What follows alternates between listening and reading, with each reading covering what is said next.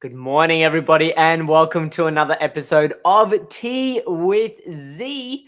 My name is Zamo Solanki, and it's an absolute pleasure to be joining each and every one of you again on this morning. And if you are watching live, give me some likes, give me some hearts, pump that energy out, because at the end of the day, that's what this is all about.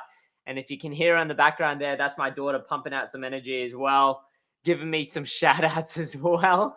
But definitely love the energy, love feeding off the energy, and it's absolutely amazing as well. Now, before we kick into it today, go and grab your cuppa, go and grab your tea, whatever you're having in this morning, your bowl of cereal, your toast, or if you're going all out, your full on gourmet breakfast, who knows? Go and grab that, and because we're about to jump into it, and also while you're doing that, feel free to hit this join button and join the Limitless Network, because the Limitless Network is a group of like-minded people that truly value health, and that's what that group is all about. So one final thing, if you are watching live, let's chat. Let's chat. At the end of the day, drop it in the comment section below. 3 keystrokes, HI, enter.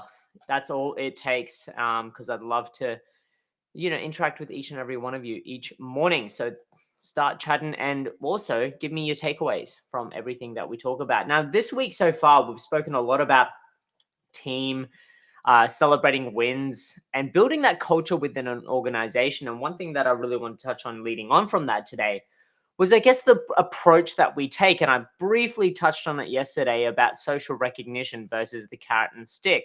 But I really wanted to deep dive a little bit more into that, because so often when I enter businesses, there's a disparity between the leadership team and also the members within the organization, and the actual staff or talent, whichever they viewed as. At the end of the day, staff is, the stick that the magician holds. But talent within an organization is actually really, I guess, supportive of the goals and mission and purpose of the organization, and as a result are working towards that. And it's really important then to distinguish what that actually looks like. Oh, cheeky little sneeze there, sorry about that. And it's really important to distinguish, because leaders so often rely on the carrot versus the stick approach to really motivate and encourage their employees to perform. And what so much research has found is that this approach is quite outdated, because what we're doing is we're rewarding for compliance, we're rewarding for outcome. And the stick is then the consequence of not achieving that goal, not achieving that desired outcome. And as a result, there's a very clear disparity between doing something very good and not doing a good enough job. But what this starts to really confound, and what really has become resonating within the research, is that when you give a carrot, that starts to build an expectation that through the same level of work, that a carrot will always be presented. And when that carrot is then not presented, that isolates or essentially rejects the notion by that team member, that employee, that staff member, that their work is good enough, and they then reclude into, I guess, a lower state of performance because they didn't get the carrot. And what it does is ceiling very quickly, because at the end of the day, if you're giving a carrot, and this isn't for every team or talent member, there's some amazing people where the carrot works, and we see that often in sales teams through commissions, through incentives and things like that, where they've got targets to meet, and the consequence of that is not necessarily a stick, it's more or less the abstaining of the carrot. So it's not necessarily that they're battered down, it's just that they just don't get the carrot. And that's probably the third component to it, is carrot versus stick versus nothing. And at the end of the day, for some people it works really well, but for a lot, when we start hitting that ceiling with the carrot, we then becomes our normal level playing field, and we then traditionally just work towards that, knowing that a carrot is going to come. We don't push through that, because we're like, well, wait a minute, I did this amount of work last time and I got a carrot. Why for the same amount of work I'm doing now, why am I still not getting a carrot? And it's really important then to look at that motivation and that desire to do that work beyond that level of, beyond that ceiling level or even that status quo, is less about your talent doing great work, but more about them feeling valued and appreciated in the work that they do. And as a result of that, feeling awesome about the work that they actually do. It's about that feeling of going, well, my work matters. My work matters. So versus the notion of the carrot versus stick, which is, okay, I'm doing great work, that's why I get the carrot, versus the ability to create intrinsic motivators to then drive performance, because internally I feel that I am contributing to something bigger than myself, but I'm also doing meaningful work. And that's probably the most important thing, because at the end of the day, to feel great about what we do is the ability to then contribute to something meaningful towards us.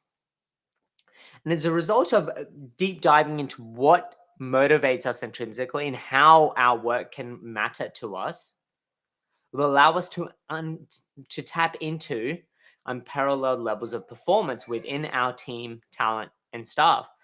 Because at the end of the day, when we do that, we're firing that inner fire. And as a result of that, we're then motivating them to live their own purpose, to live their own best purpose in support of the goals and objectives of the organization.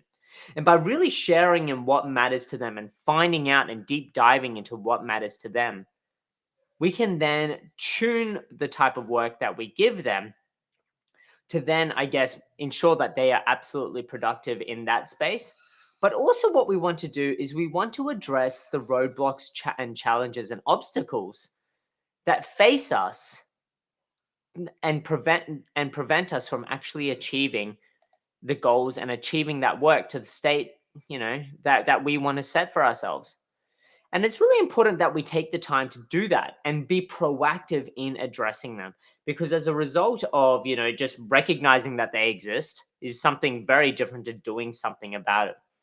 And if I'm your talent within your organization, I'm coming to you with these roadblocks or challenges, or you're coming to me asking me why things aren't done and not exploring why they're not done, but making assumptions about my work ethic or my performance, then that's going to demotivate me, because at the end of the day, I'm not feeling heard. I'm not feeling heard, and the work that I'm doing is not mattering. Whereas if you came to me and goes, well, what are the roadblocks, challenges that you are facing that is preventing you from achieving these tasks or from completing these tasks or achieving these goals? And how can I best support you to overcome them? Or how best can the team support you to overcome them?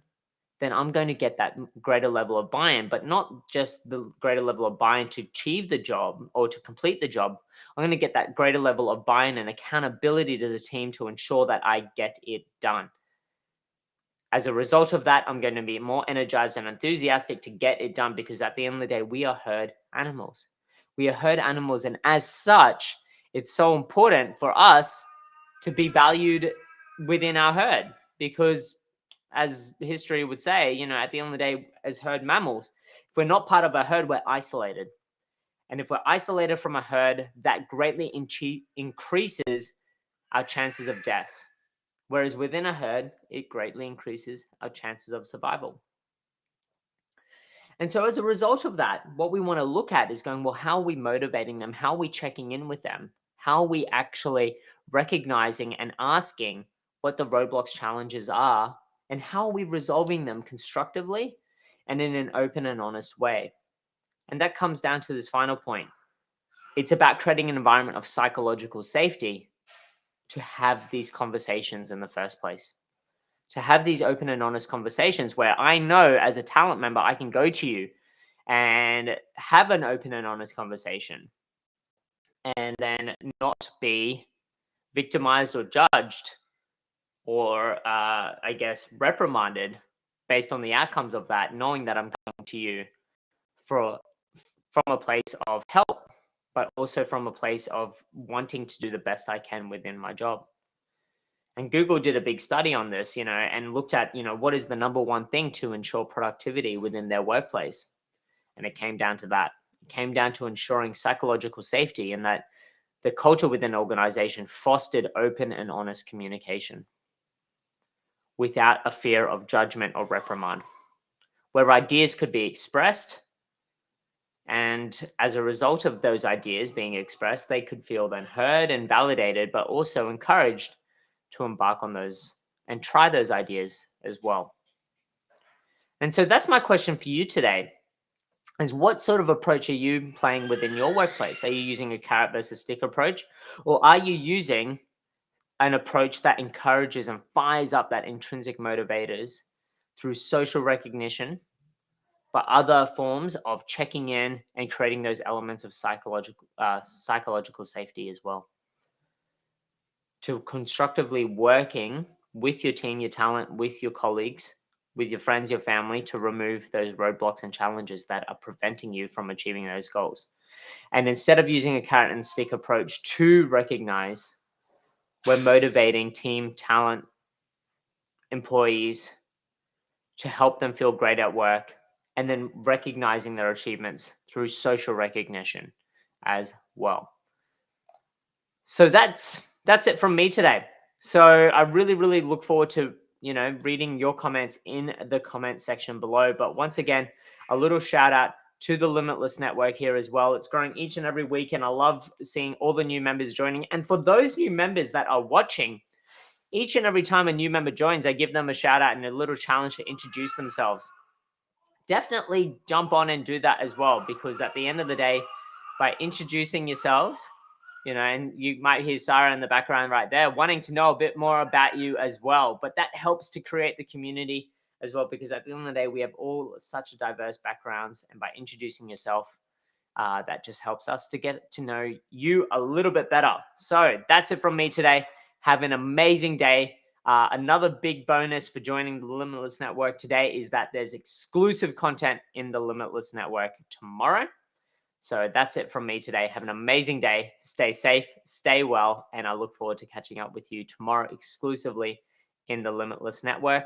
But before then, look forward to also reading your comments and your takeaways from today's episode as well. Awesome. Have a great day and catch you then. Bye for now.